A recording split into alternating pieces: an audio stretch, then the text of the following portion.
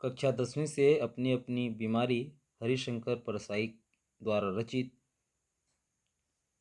सबसे पहले हम हरिशंकर परसाई जी का जीवन परिचय देख लेते हैं।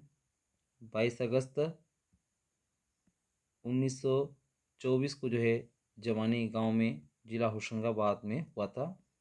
इनकी प्रमुख रचनाएं देखें साहित्यिक कृति में तो हंसते हैं रोते हैं, भूत के पांव पीछे, सदाचार का ताबीज, रानी नागफनी की कहानी, ठुठुरता हुआ गणतंत्र, बोलती रेखाएं, तट की खोज, माटी कहे कुम्हार से, विकलांग श्रद्धा का दौर, ये है। अब इनकी हम रचना में आते हैं। हम उनके पास चंदा मांगने गए थे, चंदे के पुराने अभ्यासी का चेहरा बोलता है, वे हमें भाप गए। मतलब चंदे के पुरानी अभ्यासी का चेहरा बोलता है, मतलब एक समझ हो जाती है कि कौन आदमी जो है कुछ मांगने के लिए आया हो। हम भी उन्हें भाप गए। चंदा मांगने वाला और देने वाला एक दूसरे के शरीर की गंध बखूबी पहचानते हैं, पहले से ही भाप लेते हैं कि ये क्यों आए हैं। और चंदा मांगने वाले भी जान जाते हैं कि सामने वाला चंदा देगा या नहीं देगा। लेने वाले से जान लेता है यह देगा या नहीं, और देने वाला भी मांगने वाले के शरीर की गंध से समझ लेता है कि यह बिना लिए टल जाएगा या नहीं। हमें बैठते ही समझ में आ गया कि ये नहीं देंगे, वे भी शायद समझ गए कि ये टल जाएंगे।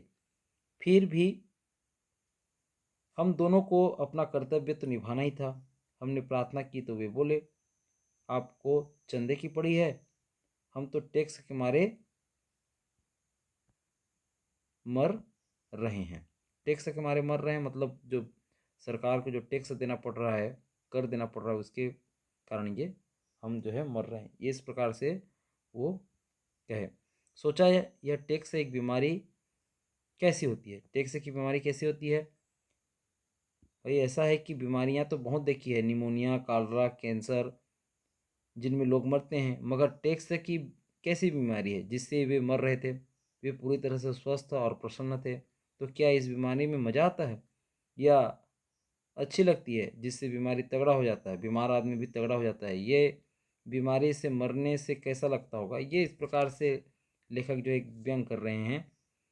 अजीब रोग है यह, चिकित्सा विज्ञान में इसका कोई इलाज नहीं है। बड़े से बड़ा डॉक्टर को दिखाइए और कहिए यह आदमी टैक्स से मर रहा है, इसके प्राण बचा लीजिए, वह कहेगा इसका हमारे पास कोई इलाज नहीं है। लेकिन इसके भी इलाज करने वाले होते हैं, मगर वे एलोपैथी या होम्योपैथी नहीं पढ़े होते। इसकी चिकित्सा पद्धति अलग है। इस देश में कुछ लोग टैक्स की बीमारी से मरते हैं और काफ़ी लोग भूखमरी से। तो टैक्स की बीमारी की विशेषता यह है कि जिसे यह लग जाए वह कहता है हाय हम तो टैक्स से मर रहे हैं, और जिसे न लगे वह कहता है हाय हमें टैक्स की बीमारी ही नहीं लगती। मतलब टैक्स उसी को तो लगेगा जिसकी आय बढ़ेगी। और कितने लोग हैं जिनकी महत्वाकांक्षा होती है कि टैक्स की बीमारी से मरें, पर मर जाते हैं निमोनिया से।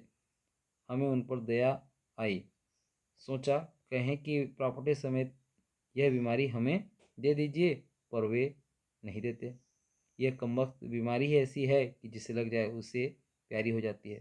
पर जिसका आय बढ़ गया है तो उसको ही टैक्स देना पड़ेगा, तो वो अपनी बीमारी थोड़ी देगा, आय उसका बढ़ गया। कहने का मतलब है कि आप जो कम कमाओ तो आपको टैक्स देना नहीं पड़ेगा। खैर यह अलग बात है कि ये इसको एक बीमारी की तरह से देखा जा रहा है, ये व्यंग है। मुझे उनसे ईर्ष्या हुई।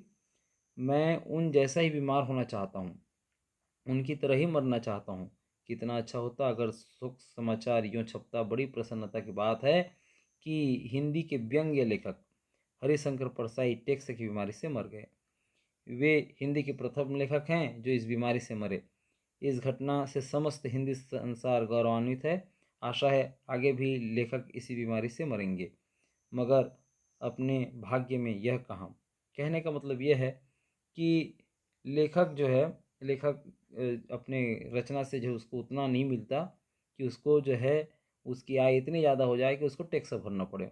तो अपने भाग्य में तो टुच्ची बीमारियां से मरना लिखा है। ये इस प्रकार से वो अपनी हालत बताते हैं। उनका दुख देखकर मैं सोचता हूँ दुख भी कैसे कैसे होते हैं, अपना अपना दुख अलग अलग होता है ना। उनका दुख था कि टैक्स मारे डाल रहा है और अपना दुख है कि प्रॉपर्टी नहीं है, जिससे अपने को भी टैक्स से मरने का सौभाग्य प्राप्त हो। हम कुल 50 रुपये चंदा न मिलने से दुख से मरे जा रहे थे। तो मेरे पास एक आदमी आता है जो दूसरों की बेईमानी की बीमारी से मरा जाता था, और जो है अपनी बेईमानी प्राणघातक नहीं होती बल्कि संयम से साधी जाए तो स्वास्थ्यवर्धक होती है।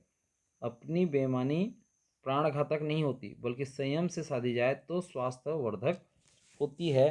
ये इस प्रकार से परसाई जी का कहना है। तो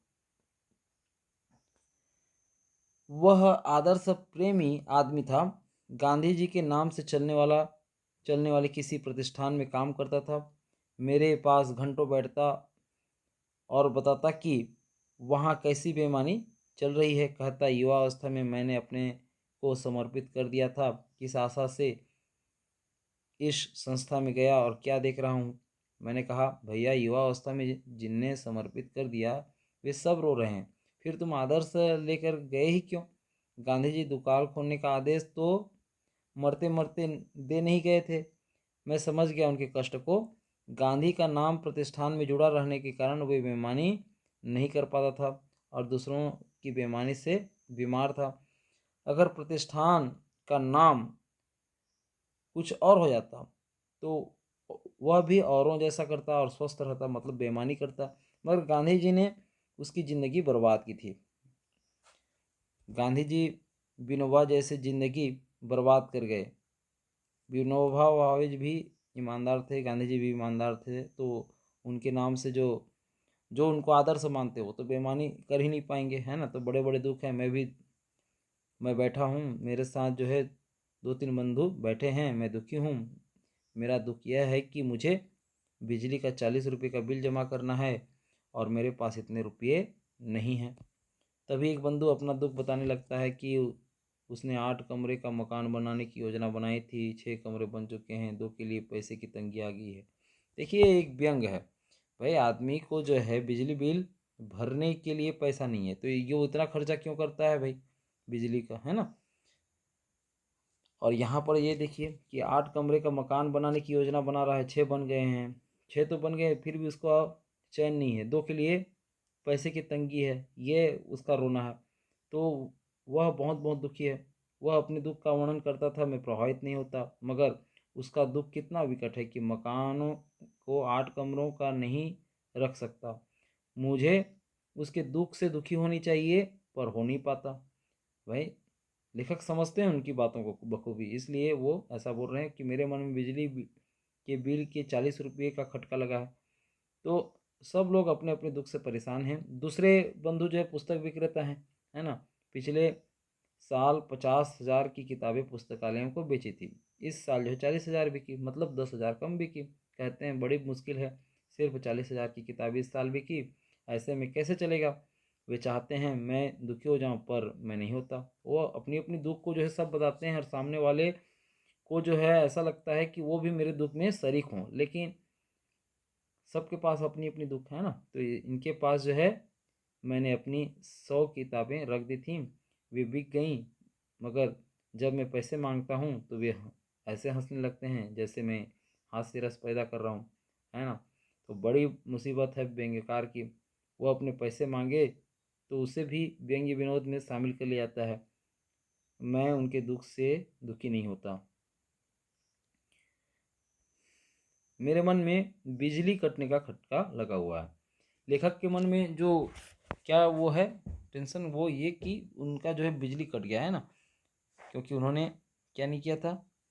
यहाँ पर आपको पता चल गया होगा कि उनको जो है 40 रुपये बिल जमा करना है ना, तभी जो है शायद बिजली आ जाए। तो ये उनकी बिजली कटने का खटका लगा हुआ है। तीसरे बंधु की रोटरी मशीन आ गई। अब मोनो मशीन आने में कठिनाई आ गई है। वे दुखी हैं, फिर भी मैं दुखी नहीं होता। अंततः मुझे लगता है कि अपने बिजली के बिल को भूलकर मुझे इन सब के दुख में दुखी होना चाहिए। मैं दुखी हो जाता हूँ, कहता हूँ क्या ट्रेजेडी है मनुष्य जीवन की कि मकान कुल 6 कमरों का रह जाता है। और कैसी निर्दयी है दुनिया है कि सिर्फ 40,000 किताबें खरीदती है। कैसा बुरा वक्त आ गया है कि मोनो मशीन ही नहीं आ रही है। वे तीनों प्रसन्न हैं कि मैं उनके दुखों में आखिर दुखी हो ही गया। तरह तरह के संघर्ष में तरह तरह के दुख हैं। एक जीवित रहने का संघर्ष है और एक संपूर्णता का संघर्ष है। देखिए भाई, एक जीवित रहने का संघर्ष है और एक संपूर्णता का संघर्ष है। तो हर कोई जो है संघर्ष कर रहा है। एक निर्धन व्यक्ति भी जो जीवित रहने के लिए संघर्ष कर रहा है, और एक संपन्न व्यक्ति जो है उसके अपने रोने हैं, है ना। तो एक न्यूनतम जीवन स्तर न कर पाने का दुख है और एक पर्याप्त संपन्नता न होने का दुख है। ऐसे में कोई अपने टुच्चे दुखों को लेकर कैसे बैठे।